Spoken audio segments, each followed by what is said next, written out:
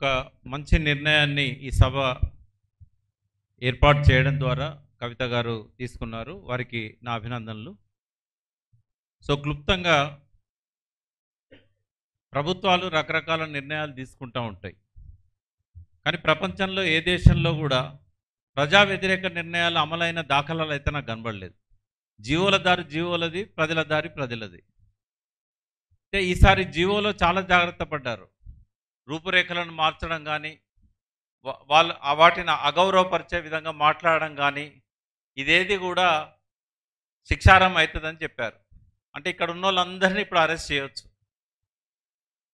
ఎందుకంటే మనం మాట్లాడేది తెలంగాణ తల్లి గురించి.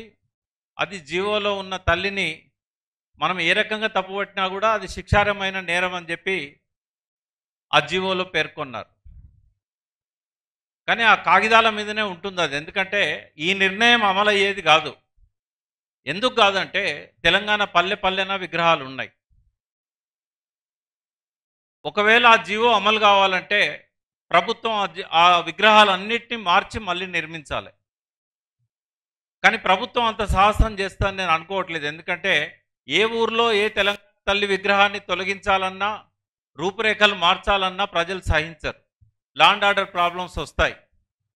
బహుశా రావాలని కోరుకుంటుండేమో రేవంత్ రెడ్డి. ఎందుకంటే ఎన్నడో 16వ శతాబ్దంలోనే తెనాలి రామకృష్ణుడు చెప్పాడు, ఒక గీతను చెరపకుండా చిన్నది చేయాలంటే పక్కన పెద్ద గీత గీయాలి. సో వరుసగా 10 నెలల్లో 12 నెలల్లో ఆయన పెద్ద గీతలు గీస్తూనే ఉన్నాడు. మొదటి పెద్ద గీత ఏం చేశాడు? టీఎస్ తీసేసి టీజీ చేశాడు. కొద్ది రోజులు చర్చ జరిగింది. ఆ చర్చ కనుమరుగ్గానే జయ జయ తెలంగాణ పాట మార్పించాడు. కొద్ది రోజులు చర్చ జరిగింది. ఇప్పుడు తెలంగాణ తల్లి మీద చర్చ జరుగుతూ ఉంది. మధ్యలో చాలా డైవర్షన్ పాలిటిక్స్ వచ్చిన, హైడ్రా వచ్చింది, మూసీ వచ్చింది. ఆయన లక్ష్యం ఏంటంటే ఆ 420 వాగ్దానాల నుంచి మీడియా దృష్టిని, ప్రజల దృష్టిని మళ్లించడం అనేదే ప్రధాన లక్ష్యంగా కనబడుతుంది. ఆయన దుష్ట లక్ష్య సాధన కోసం తెలంగాణ తల్లిని కూడా వదలలేదు ఆయన. ఈ నిర్ణయాన్ని ప్రజలు క్షమించరు రేవంత్ రెడ్డి. తప్పకుండా ఇవాళ గ్రామాన ఏ తెలంగాణ తల్లినైతే మనం ఉద్యమ స్ఫూర్తిగా ఆ రోజు రూపొందించుకున్నామో ఆ తల్లినే కీర్తిస్తారు, ఆ తల్లినే పూజిస్తారు. ఏ రోజు చేసుకోవాలనేది ప్రభుత్వం కూడా డిసెంబర్ 9 అని ప్రకటించింది. సరే, డిసెంబర్ 9 చేద్దామా, జూన్ 2 చేద్దామా అనేది మనం ప్రజలకు ఒక సందేశం ఇవ్వాల్సిన అవసరం ఉంది. తెలంగాణ ఉద్యమ తల్లిగా మనం గుర్తుపెట్టుకుందాం ఆమెను.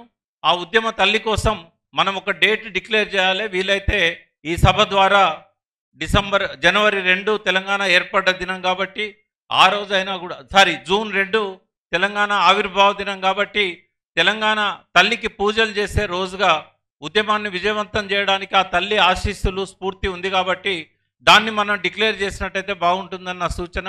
అదేవిధంగా ఇప్పుడున్న విగ్రహాన్ని మీరు ఏ రాష్ట్రంలో పెట్టండి, తేడా ఏముండదు. ఆ రాష్ట్ర తల్లిగానే గుర్తించవచ్చు. ఎందుకంటే తెలంగాణ అని చెప్పడానికి ఒక్కటంటే ఒక్క ఆధారం లేదు అక్కడ. కనీసం నేను చాలా జాగ్రత్తగా చూశాను, మీరు నన్ను కరెక్ట్ చేయాలి. తెలంగాణ తల్లికి పుస్తెలు ఉంటాయి కదా, పుస్తెలు భారతదేశంలో ఒక్కో రాష్ట్రంలో ఒక తీరు ఉంటాయి. మీరు గూగుల్లో చూడండి. కేరళలో ఒక తీరు ఉంటాయి, కొంకణ్లో ఒక తీరు ఉంటాయి, మహారాష్ట్రలో ఒక తీరు ఉంటాయి, కర్ణాటక, తమిళనాడులో ఇంకో తీరు ఉంటాయి. కనీసం తెలంగాణ మహిళలు పుస్తెలు ఏ రూపంలో అయితే ఉంటాయో ఆ రెండన్నా అక్కడ ఉన్నాయేమో అని చూశాను. అది కూడా కనబడలేదు. అంటే ఏ రకంగా మనం తెలంగాణ తల్లి అని చెప్పి అనుకోవాలి? చేతిలో బతుకమ్మ ఉంటే బతుకమ్మను ఎవరు పెట్టరు, ఎందుకంటే బతుకమ్మ తెలంగాణ ప్రత్యేకత. కాబట్టి ఆ బతుకమ్మను తీసేశారు. ఎందుకంటే చేతి గుర్తు కోసం బతుకమ్మను త్యాగం చేయాల్సి వచ్చింది. మళ్ళీ ఇంకో జీవో వచ్చేదాకా మనం దాని మీద ఏం మాట్లాడినా కూడా కేసులు పెట్టే అవకాశం ఉంటుంది. పెట్టనియండి, ఎన్ని కేసులు పెడతారో. నేనైతే ఇప్పటికి 13 వీడియోలు చేశాను. నేను ప్రతి వీడియోలో కూడా విమర్శించాను. నేను రెడీగా ఉన్న, కేసులు పెడితే నేను కోర్టులో న్యాయస్థానంలో కొట్లాడడానికి నేను రెడీగా ఉన్నా. ఎంతమంది మీద పెడతారో పెట్టనియండి. కానీ మనం తెలంగాణ ఉద్యమ స్ఫూర్తిగా వచ్చిన ఆ తల్లిని మనం ఎప్పటికీ కూడా మన మనసుల్లో, ప్రజల మనసుల్లో ఉన్నదాన్ని చెరిపేయడం అనేది జీవోలకు సాధ్యం కాదు. జీవోలకు అంత శక్తి ఉండదు. మొన్నటికి మొన్న ఒక ఉదాహరణ చెప్తాను నేను. జయ జయ తెలంగాణ కీరవాణి వాడిన పాట ఈ మధ్యకాలంలో నేను 4-5 దేశాలు తిరిగాను. ఎక్కడ కూడా అది వాడట్లేదు. తెలంగాణ మీటింగే తెలంగాణ తల్లి పాటతో స్టార్ట్ అవుతుంది. బట్ ఎక్కడ కూడా పాత పాటే పాడుతున్నారు తప్ప, అంత్యశ్రీ ఉన్న వేదిక మీద కూడా అదే పాట పాడారు దుబాయ్లో.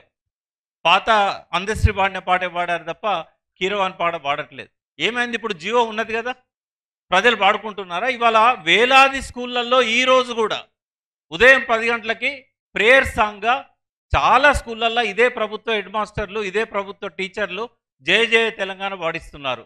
వాళ్ళు పాడుతున్న పాట పాత పాటే తప్ప ప్రభుత్వం జియో ఇచ్చిన పాట కాదు. కాబట్టి జియోల గురించి పోకుండా తెలంగాణ సంస్కృతి పట్ల రేవంత్ రెడ్డికి ఎంత గౌరవం ఉన్నదో ఈ విగ్రహం ద్వారానే ఆయన నిరూపించుకున్నాడు. రెండవది, లక్షలాది మంది ప్రయాణించే దారిలో నుంచి దాన్ని సెక్రటేరియట్ కాంపౌండ్ లోపల బందీని చేశాడు. అంటే పాస్ తీసుకుపోయి మనం పూలు వేయాలి, తెలంగాణ తల్లికి నివాళులు అర్పించాలంటే సెక్రటేరియట్ ఎంట్రీ పాస్ తీసుకొని లోపలికి పోయి తెలంగాణ తల్లికి దండం పెట్టుకోవాలి. పోనీ సెక్రటేరియట్కి ఎదురుగా అమరవీరుల స్మారక చిహ్నం ఉంది. కేసీఆర్ గారి ప్రభుత్వంలో చాలా అద్భుతంగా ప్రపంచంలో ఎక్కడ లేని విధంగా ఆ జ్యోతితోని అమరధామం అనేది ఒకటి ఏర్పాటు చేశారు. మరి దాని ముందు కూడా తెలంగాణ తల్లి విగ్రహం ఉన్నది, బంగారు పూతతో ఉన్నది, ఒరిజినల్ బంగారు పూతతో. మరి ఆ విగ్రహాన్ని తొలగిస్తుందా ఈ ప్రభుత్వం? అక్కడికి ఎవరికైనా ఎంట్రీ ఉంది, అక్కడ పాస్ తీసుకోవాల్సిన అవసరం లేదు. అమరులకు నివాళులు అర్పిస్తూ తెలంగాణ తల్లికి కూడా అక్కడ మనం దండం పెట్టి రావచ్చు. కాబట్టి ఈ 4 విషయాలు మీతో పంచుకునే అవకాశం ఇచ్చిన కవిత గారికి, శ్రీధర్ గారికి కృతజ్ఞతలు.